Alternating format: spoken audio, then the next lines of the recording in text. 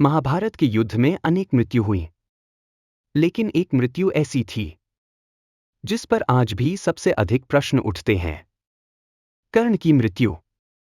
लोग पूछते हैं, जब कृष्ण सब जानते थे, जब वे भविष्य देख सकते थे, जब वे स्वयं ईश्वर थे, तो उन्होंने कर्ण को क्यों नहीं बचाया?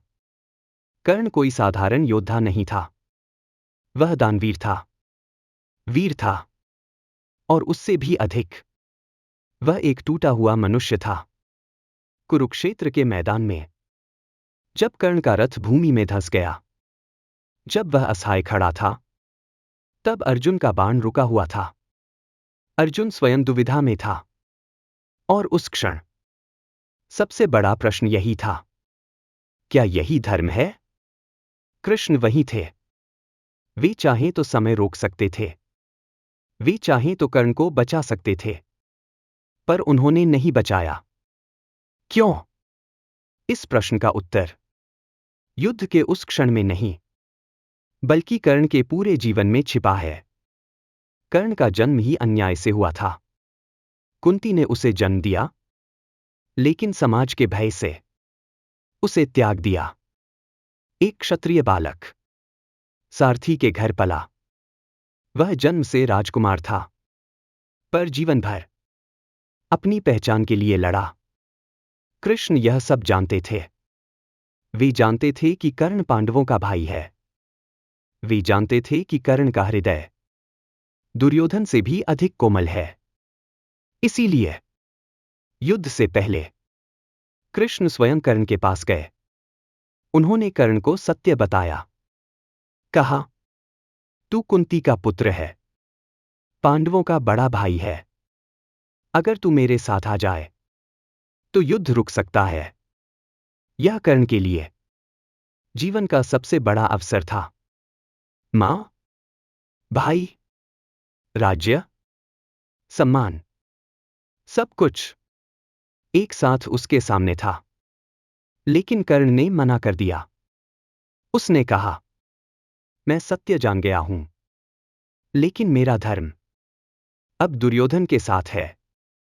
यहीं कृष्ण ने कर्ण को नहीं छोड़ा। कृष्ण ने कर्ण को चुनने दिया।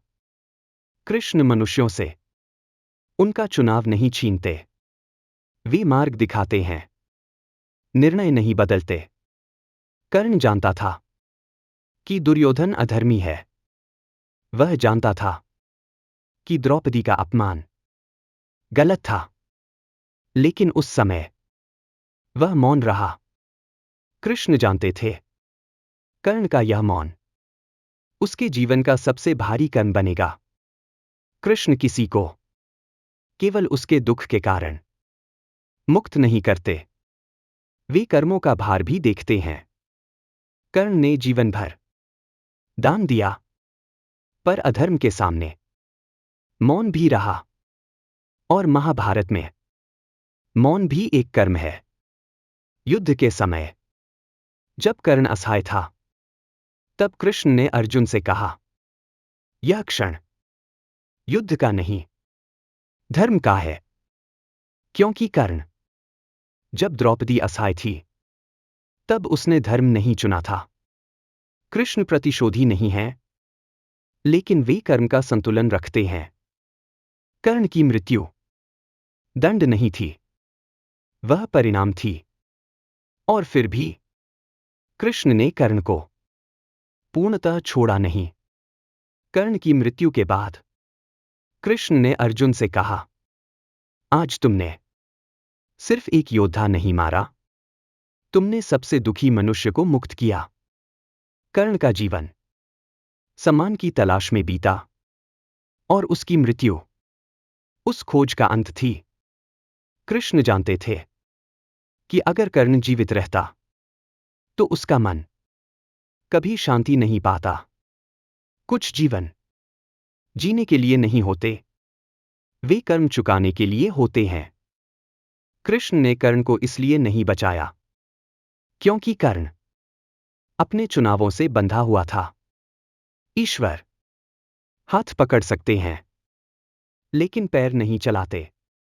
कृष्ण ने कर्ण को सम्मान दिया, सत्य बताकर, विकल्प देकर और अंत में मुक्ति देकर।